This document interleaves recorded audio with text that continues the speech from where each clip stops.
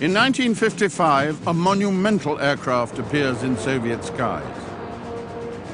It is the Tupolev TU-95 Bear.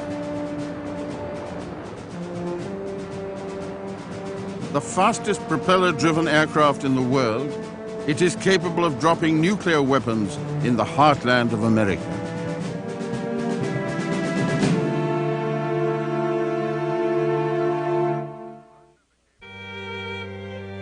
Russia became fascinated with large bombers very early. In 1912, Igor Sikorsky began to build the huge Bolshoi Baltiyski, the Baltic Grand, the world's first four-engined aeroplane. This is a replica of its successor, the Ilya Muromets, which was larger still.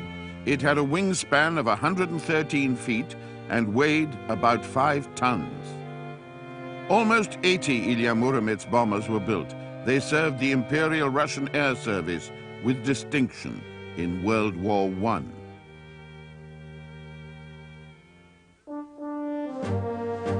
In Soviet Russia in 1917, the new Red Air Force was neglected.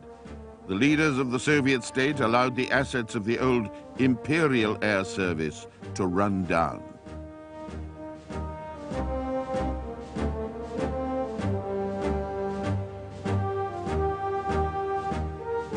In a country where the horse was still a military weapon, support for aviation was not widespread. But slowly, the value of the aeroplane was recognized. Aircraft and spare parts were salvaged. Factories were reopened.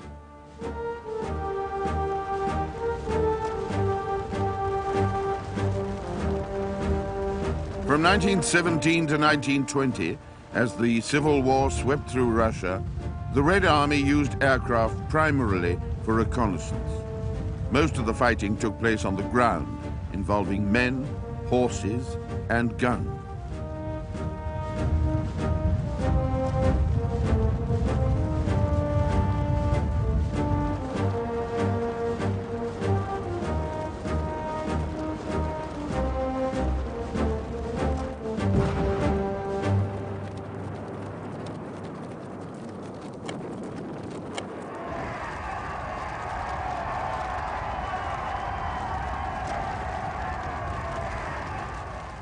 In January 1924, Vladimir Lenin, the Soviet leader, died. No one was powerful enough to succeed him as a clear-cut leader. Joseph Stalin was a member of the Troika, a group of 3 men who replaced Lenin at the head of the Communist Party and the state. By this time, Soviet aviation was beginning to recover from the effects of brain drain and neglect. The Society of Friends of the Air Fleet set out to raise interest in flight and money to build planes. They aimed straight at the people of the Soviet state for support. Their slogans, "Workers build an air fleet," and "Proletariat take to the air," were designed to identify industrial workers with the new Air Force. Their first squadron of aircraft, formed in 1922, was named in memory of Lenin.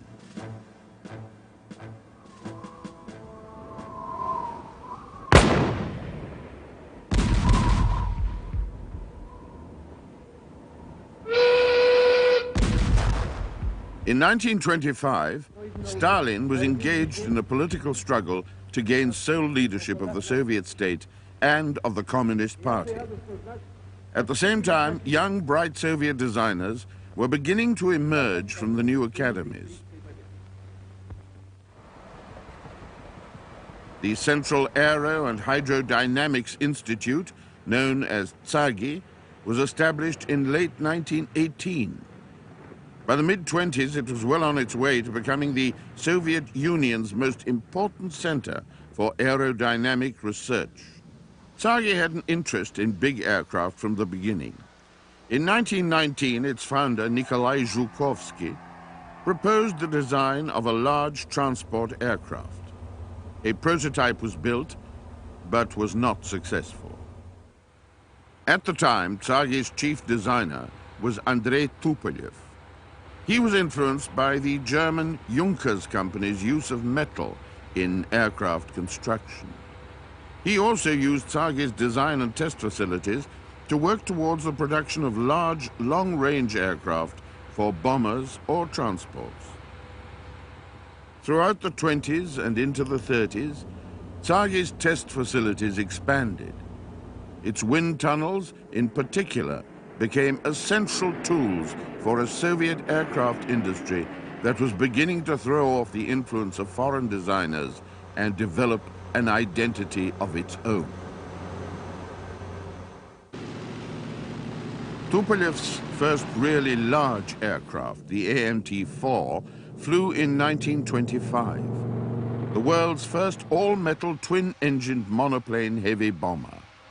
It was an extremely successful design, but for Tupolev, it was just one of a long series of extraordinary large aircraft.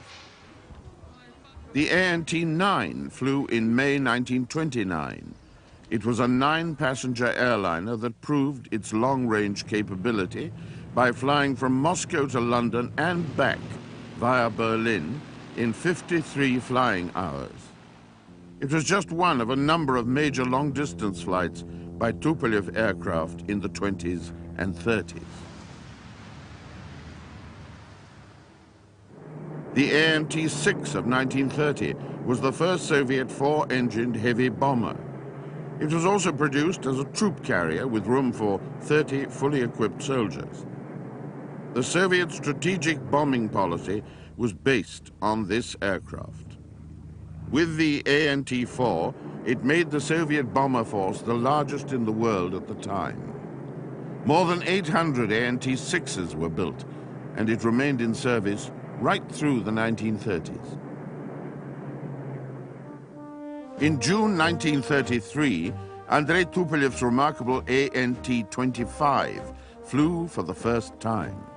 Its wingspan was 111 feet, but the fuselage was only 44 feet long. It had fuel tanks in the wings, retractable landing gear, and only one engine. Theoretically, at least, it could stay in the air for 100 hours. It was built on the orders of Stalin as a record-breaking aircraft, but was also thought to have potential as a long-range bomber. It never became a bomber, but it certainly broke records. In September 1934, an ANT-25 made a non-stop closed-circuit flight of almost 8,000 miles, a record that was not broken until the 1970s.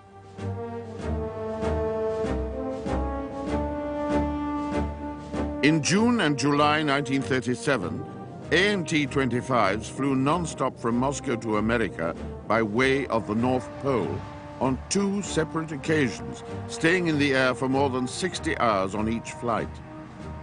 The June flight to Portland, Washington, covered 5,300 miles, and the second to San Jacinto, near Los Angeles in California, was 1,000 miles longer. In 1934 came Tupolev's most extraordinary aircraft, at least in terms of size. The project began in 1932 when the Union of Soviet Writers and Editors raised 6 million rubles for the construction of a giant aircraft to carry the name of the Russian writer Maxim Gorky and to create a Maxim Gorky propaganda squadron. The aircraft Tupolev designed was metal. It had a wingspan of 206 feet and was powered by 8 engines of 900 horsepower each.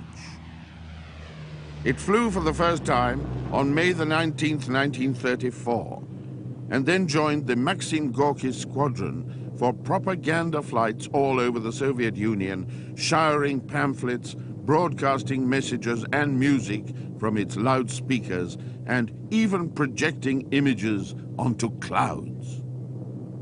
The Maxim Gorky was the world's largest land plane of the time. Its potential as a bomber design was not lost on the West. It could fly over 1,000 miles without refueling. It was faster than many fighters. But almost exactly a year after its first flight, it crashed, brought down by an escort fighter performing unauthorized aerobatics. In spite of Soviet achievements in the design of heavy long-range aircraft in the 30s, by the time World War II broke out, there was only one long-range strategic bomber in the Soviet inventory.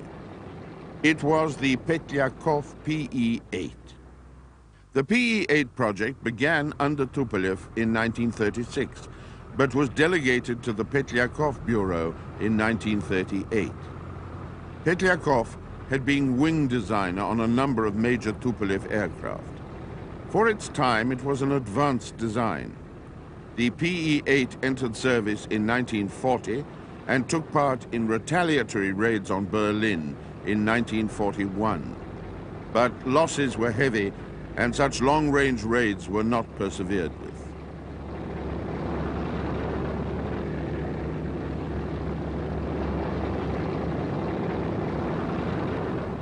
The PE-8 was used regularly throughout the war to fly VIPs to conferences of allies in Britain and in America. In its final form, it was at least as fast and its range at least as long as the multi-engined bombers of Britain and America. But the pressure in the Great Patriotic War was for small twin-engine tactical bombers, and the PE-8 was never produced in quantity.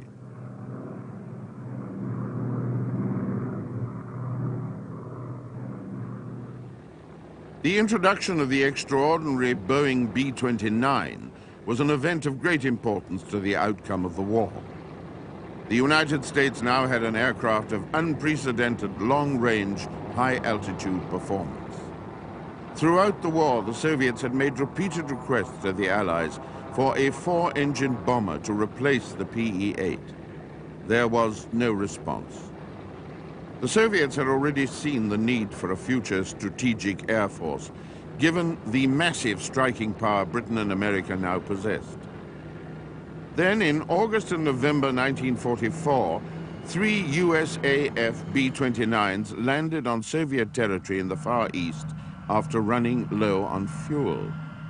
Stalin had been presented with a windfall gift in the shape of the world's most advanced strategic bomber. Tupolev was ordered to copy the airframe, and Shvetsov, the engine designer, to copy the Wright Whirlwind engines.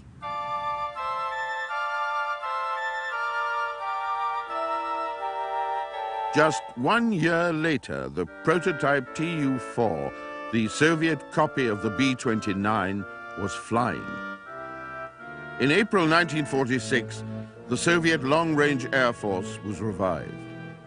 In 1947, Western authorities were shocked to see the first 3 pre-production TU-4s flying in the Aviation Day parade.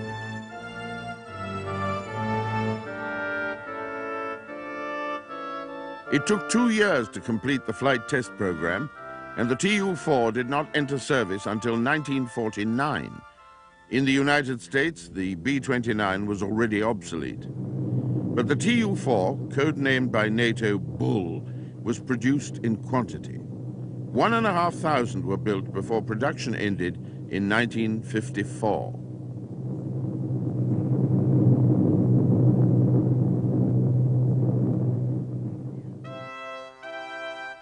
The end of the Great Patriotic War in 1945 was a great turning point in the history of the Soviet Union. 4 years of extreme struggle had ended in victory. For a population that had been totally committed to resisting Hitler's invasion and turning it back on itself, celebration was sweet.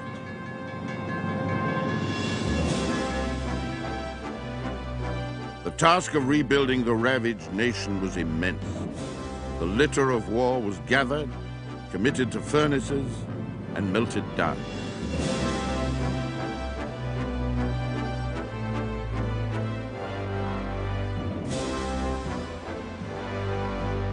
But the steel of the German guns and helmets and tanks and trucks would not all be reformed into post-war equivalents of plowshares.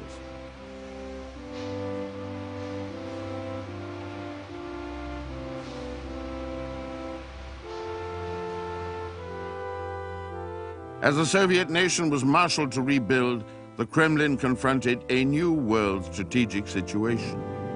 The possibility of another war, a war between East and West, was looming. If the United States could drop a nuclear bomb on Hiroshima, it could equally deposit one on Leningrad. And the Soviet military had little knowledge of radar early warning systems, or jet engine design, or surface-to-air defenses. At the Paris Peace Conference in 1946, U.S. Secretary of State Burns summarized the situation from the American point of view. Members of the conference, we must try to understand one another, even when we cannot agree with one another. We must never accept any disagreement as final. We must work together until we can find solutions which, while not perfect, are solutions which can be defended. A world longing for peace will not forgive us if in striving for perfection we fail to obtain peace. The United States believes that those who fought the war should make the peace.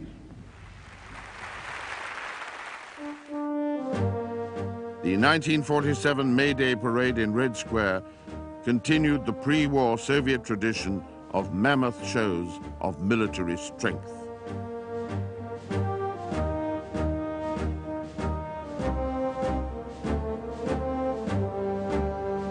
In spite of the scale of the display, Stalin knew that Soviet military technology was lagging behind the West. The great Convair B-36 could fly 6,800 miles and carry 84,000 pounds of bombs.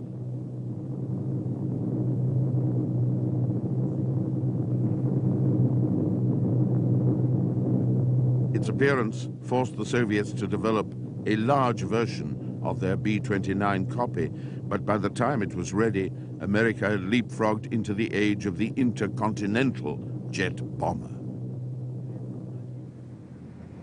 In April 1947, Berliners struggled with floods and a Soviet blockade of their city, which aimed to force the Americans and British out of the former German capital. In poor weather conditions, one of the American aircraft flying supplies into Berlin crashed. It was the beginning of an airlift in which British and American planes flew thousands of tons of food a day over the Soviet blockade.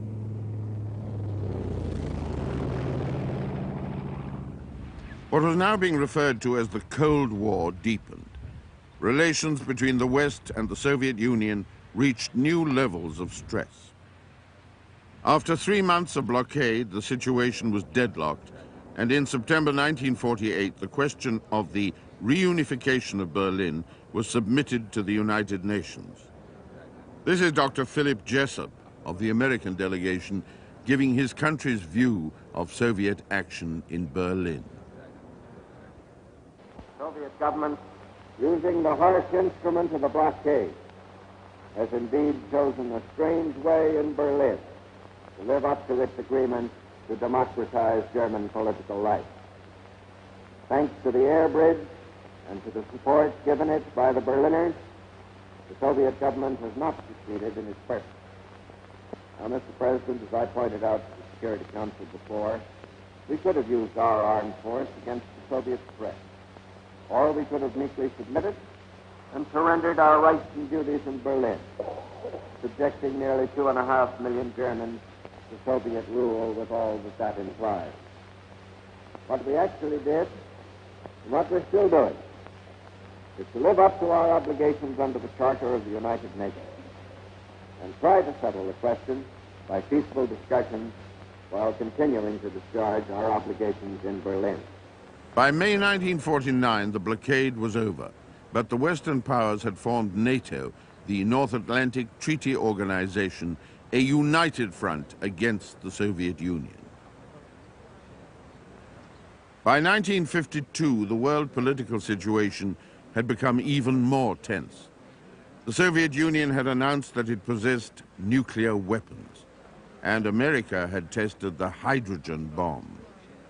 The Communist German Democratic Republic had been established, so had the People's Republic of China. The Korean War was continuing. In America, General Dwight Eisenhower ran for the presidency and won a landslide victory on the side of the Republican Party. It wasn't the only radical change in world leadership. In March 1953, Joseph Stalin, who had been the power behind the Soviet Union for almost 30 years, had a stroke and died. Western analysts looked for the emergence of a clear successor. They found it in the secretary of the Central Committee of the Communist Party, Nikita Khrushchev.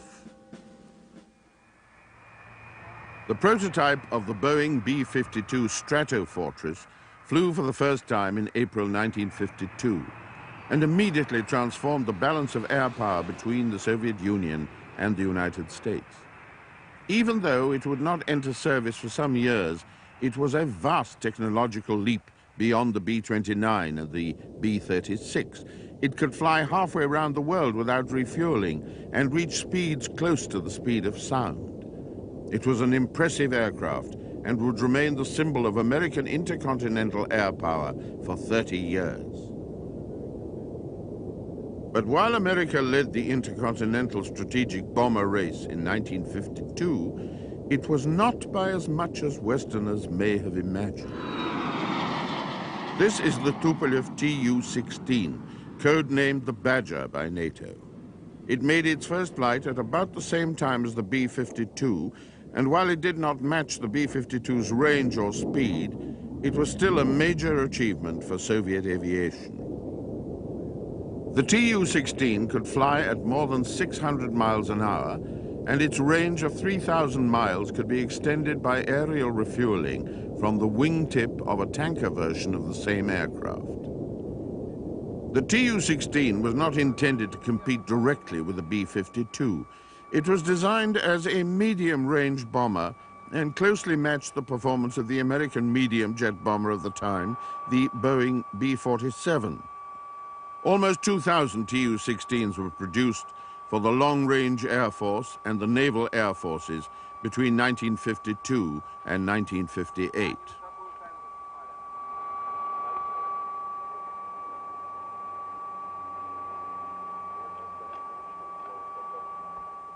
The Tu-16 originated from a Red Air Force request for a replacement for the Tu-4. The two main design bureaus in the competition were Tupolev and Ilyushin. Ilyushin already had a successful jet bomber, the IL-28, in service. They chose simply to scale it up to a larger version. But Tupolev was developing a completely new design, and when the Ilyushin and Tupolev prototypes flew off against each other, the Tupolev aircraft was superior. It went into production as the Tu-16.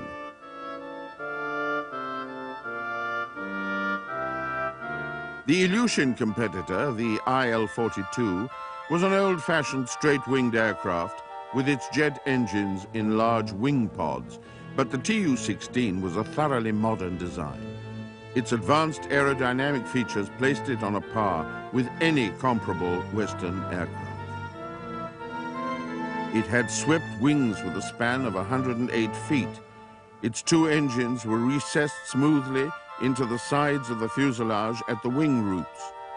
The engine nacelles themselves were more slender in the middle than at the front or back, giving a waisted effect that was intended to reduce drag. The Tu-16 carried a crew of 6. 2 were gunners. The forward dorsal gunner operated from a bubble on top of the fuselage.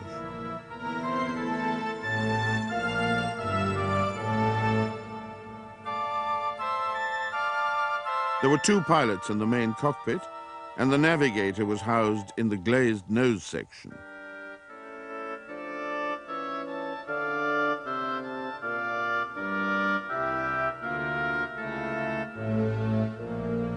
This is the bomb site, but not all Badgers were bombers. During its long service life, NATO identified at least 11 different variations. Some were naval anti-shipping versions, and others were used for electronic surveillance.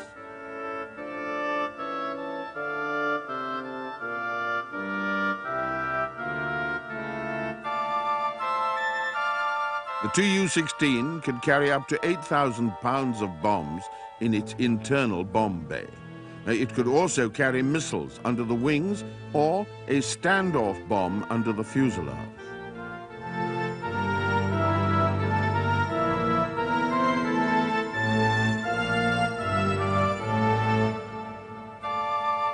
The rear gunner was housed in a turret right in the tail of the aircraft.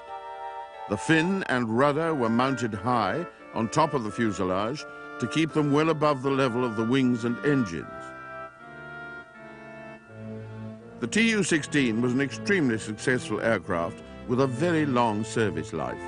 It was still being produced in China in the 1980s, and some TU-16s are still operational in Russia. The civilian derivative, the TU-104, was one of the first jet airliners to go into service anywhere in the world.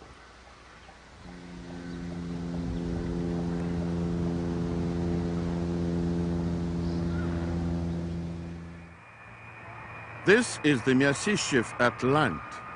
It's the civilian version of the Myasishchev M4, known to NATO as the Bison, the Soviet Union's first attempt at a genuine intercontinental jet bomber.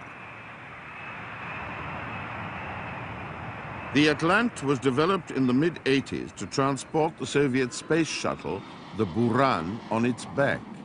The large tank this one is carrying is used for liquid hydrogen, also for the shuttle program.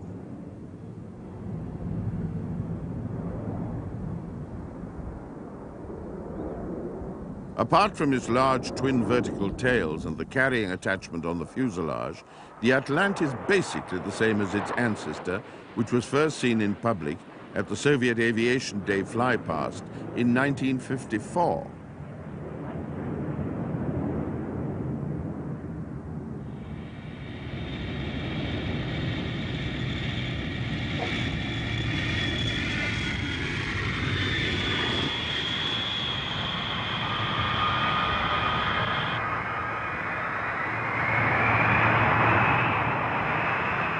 The Bison was the Soviet Union's first serious attempt to match the B-52 and build a heavy jet bomber with intercontinental range. It was a response to Joseph Stalin's 1949 order for work to begin on a jet bomber capable of flying to the USA and back. When the prototype of the Myasishchev M4 was finished, it was called the Molot, the hammer.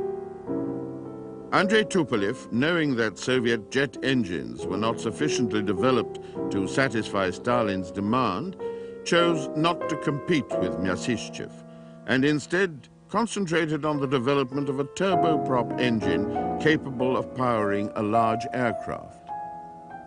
Stalin's requirement was that the intercontinental bomber be capable of flying 10,000 miles. Myasishchev used 4 of the same jet engines that powered Tupolev's Tu-16, but they were not capable of delivering Stalin's range.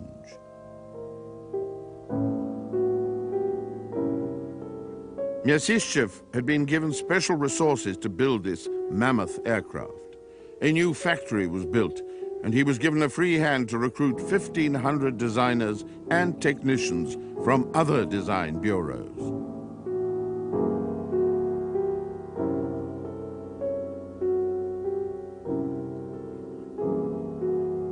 The Bison was not as big as its American opponent, the B-52.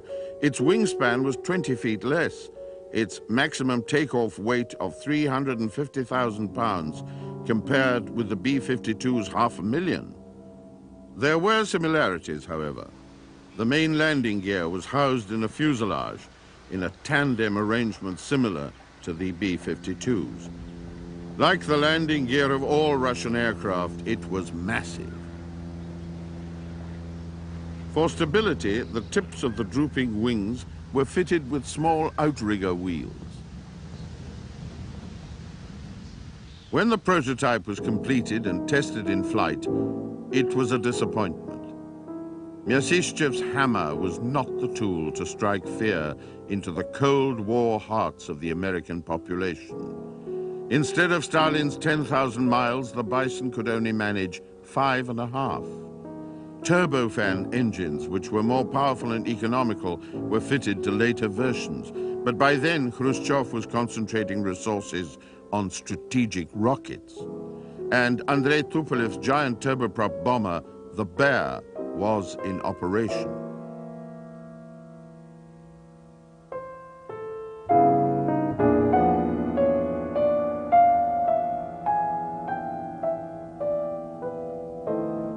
Bison continued to be produced, but never in large numbers. Their prime role switched to long-range naval operations, and some were converted as tankers.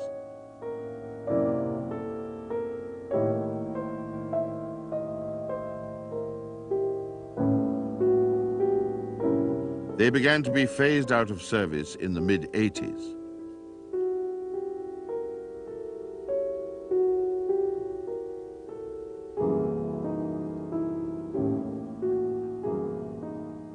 At the Geneva summit in July 1955, the reunification of Germany, European security, and disarmament were on the agenda for discussion by the leaders of Britain, France, the United States, and the Soviet Union. US President Eisenhower made his Open Skies proposal, suggesting that America and the Soviet Union exchange defense blueprints and allow mutual aerial surveillance in the interests of slowing down the arms race. Nikita Khrushchev did not accept. In the 1955 Moscow Aviation Day air show, Western observers watched a huge swept-wing bomber fly past, powered not by jets, but by turbo-driven propellers. The observers thought it could be little more than a curiosity, and no match for the Myasishchev Bison they had seen the year before, but they were in for a shock. Among an impressive array of Soviet Air Force equipment, they had just glimpsed what would prove to be the world's fastest propeller-driven aircraft, a bomber with a range of almost 8,000 miles, a bomber quite capable of flying across the North Pole and of reaching America. The turboprop engine that gave the Bear its speed and range was developed by the Kuznetsov Bureau. Kuznetsov were helped by engineers who had worked with Juncker's company, recruited from Germany at the end of the war. Between 1950 and 1954, they developed a turbo shaft engine that could produce over 12,000 horsepower and drive a pair of counter-rotating propellers. The propellers themselves were supersonic, with automatic pitch change. The combination of engine and propeller was extremely efficient and justified Tupolev's decision to seek long range and high speed through turboprop rather than pure jet power. The Bear could fly 100 miles an hour faster than anyone thought possible in a propeller-driven aircraft. It could reach 575 miles an hour. In October 1956, there was a wave of protest across Europe at the severity of Soviet action in crushing Hungary's anti-Soviet revolt. In West Berlin, there was a torchlit mass meeting. In Paris, the headquarters of the Communist Party was put to the torch. In Holland, the Communist Party's building was stoned. There was a fear in the West that the Soviets were reverting to tactics like those employed by Stalin to keep the Soviet Union together.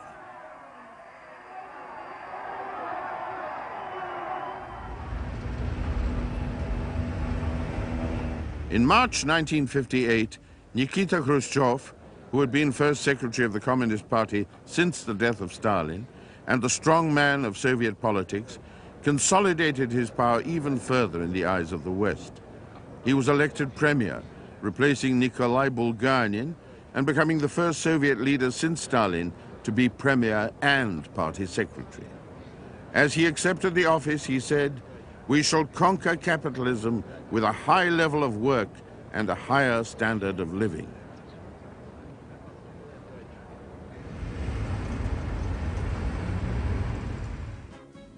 The arrival of the TU-95 Bear in service in the late 50s was a unique achievement for the Tupolev Design Bureau.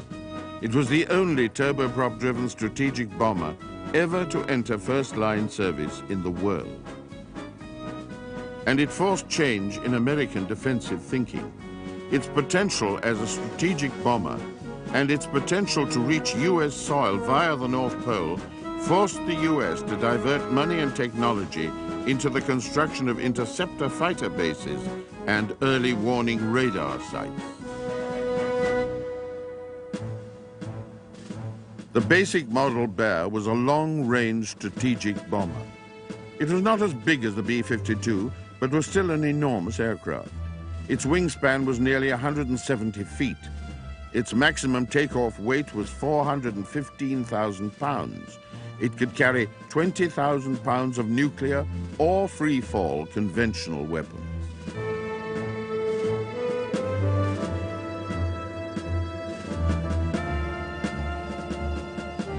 The Bear was a direct descendant of the Tupolev Tu-4 Bull, which means that it was also closely related to the American B-29, from which the Bull was copied. But superficially, at least, the similarity is not obvious. The Bear is a very exotic-looking aircraft.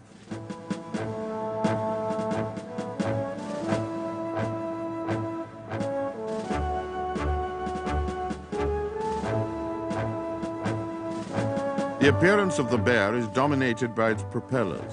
They are enormous, 16.5 feet in diameter, 4 blades on each propeller, 4 engines, 2 propellers driven by each engine, revolving in opposite directions, a total of 32 blades.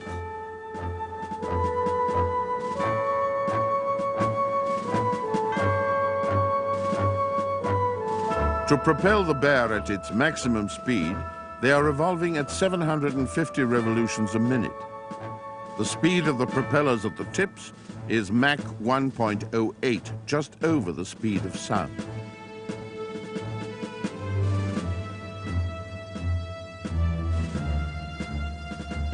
The Kuznetsov turboprop engines produce almost 15,000 horsepower each.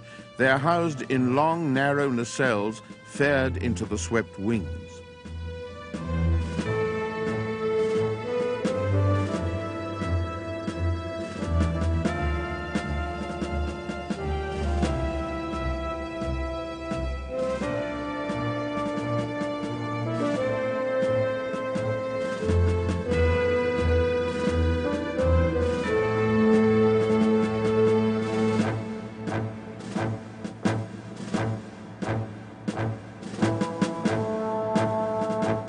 The original Tu-95, the Bear A, carried its bomb load internally, but the Bear B, introduced into service in the early 60s, could also carry a single large Kangaroo air-to-surface missile underneath the fuselage.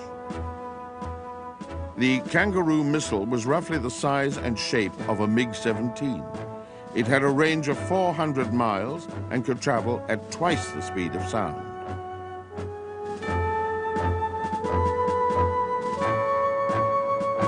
The landing gear of the Bear had to be extremely long to give the propellers ground clearance.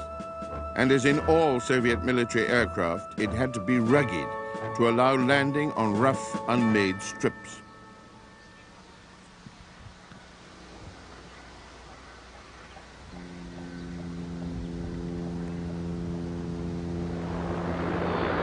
The combination of 32 propeller blades and 4 extremely powerful turboprop engines made the Bear one of the loudest aircraft in the history of aviation. Its noise echoed round Soviet airfields for miles. There are even stories of American fighter pilots experiencing discomfort because of engine noise from Bears under escort penetrating their cockpits.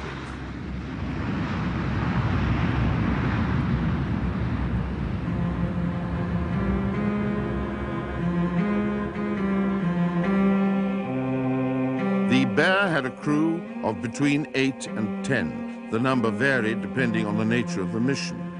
There were 2 pilots and 1 or 2 navigators.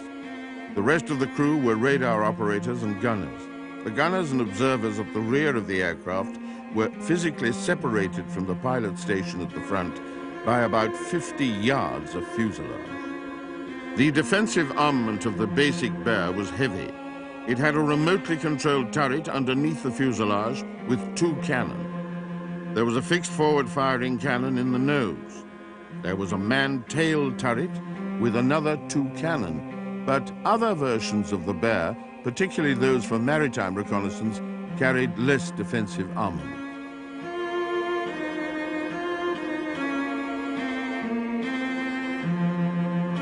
Some naval versions of the Bear were not used as weapon systems themselves, but provided targeting data to missile control and guidance stations on board Soviet ships or aircraft that were too far away from their target to aim accurately.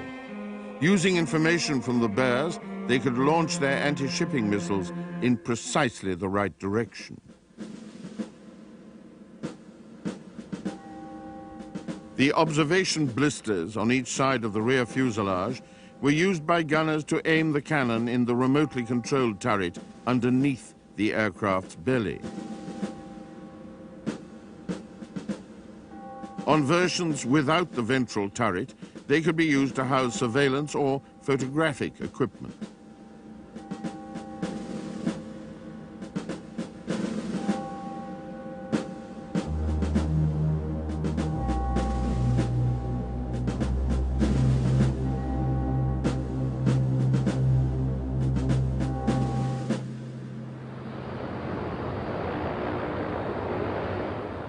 In 1963, Bear Bs flying over the American fleet near the Azores and off Midway Island were intercepted by American fighters.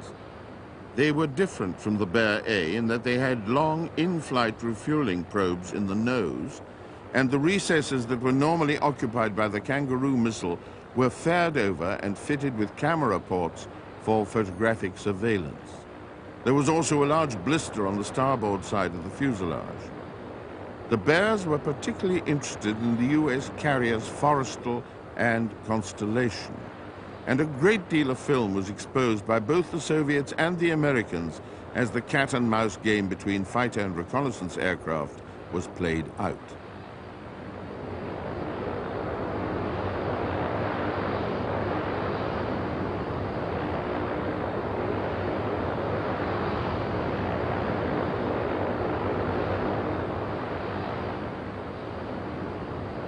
The Bear D was identified by NATO in 1967. These American F-4 Phantoms are shadowing one to take pictures. The Bear D had a large blister fairing under the center of the fuselage. It housed surface search radar. Opportunities to photograph Soviet aircraft in detail were accepted whenever possible by NATO aircraft, so that the latest information on development could be analyzed and fed into the identification system. A Soviet manned bomber fleet capable of striking freely around the world had been Stalin's dream, a response to the development of the great American bombers of the late 40s and 50s. Khrushchev's attitude was different. He decided that increasing reliance would be placed on long-range surface-to-surface missiles for the delivery of Soviet nuclear weapons. By the mid-50s, the intercontinental ballistic missile seemed more promising to Khrushchev than the manned bomber. His opinion was shared by other high-ranking military personnel. In 1955, the commander-in-chief of the Soviet Air Force predicted the demise of the manned bomber. He said they were expensive to build, man, and maintain. They had to be housed in large airfields where they were vulnerable to air attack. They tied up large numbers of maintenance personnel and needed great supplies of fuel. Missiles, on the other hand, were cheaper to build, less costly to maintain, easily concealable, and less vulnerable. That view was reinforced in the early 60s. A publication on Soviet military strategy said that the defeat of the enemy's strategic weapons and land forces would largely be achieved by nuclear missile strikes. In the early 60s, some Soviet military academies stopped training bomber crews and instead concentrated on preparing officers for the strategic rocket force. Long-range bomber personnel began to worry about their careers. But even though under Khrushchev the role of the long-range bomber force was downgraded, it was still in a condition to be revived. Soviet missile development did not proceed as quickly and effectively as Khrushchev wished. Production of the Bear and the Badger continued into the 60s. Bombers were capable of carrying air-launched guided missiles that allowed them to stand off from the target rather than have to penetrate deep into enemy airspace. By the late 60s, a resurgence in belief in the long-range bomber was beginning. While it was accepted that the Bear, the Badger, and the Bison would never penetrate American airspace, they could still easily reach most parts of Europe. With their range supplemented by an efficient system of aerial refueling, and their ability to use either stand-off weapons or free-fall bombs, they were still a major threat to the West. Even when the supersonic backfire and later the Blackjack entered service, there was still a place for the Bear.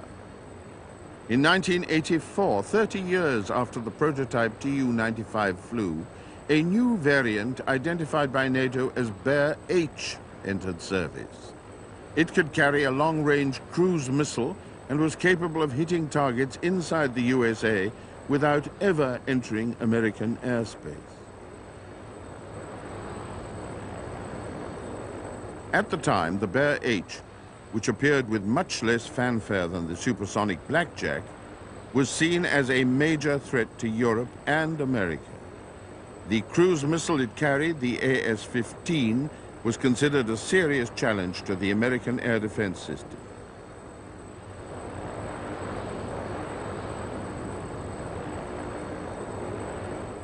After almost 40 years of service, the great rumble of the Bear's engines can still be heard across Russia, Europe, and the oceans of the world.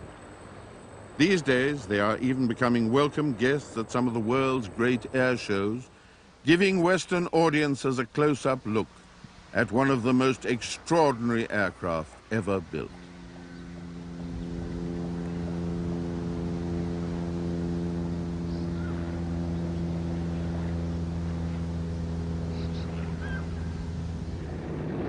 In the Soviet Union, most major civil aircraft were developed from military designs. The extraordinary TU-114 airliner was a development of the TU-95 Bear. It entered service in the early 60s and could carry up to 220 passengers.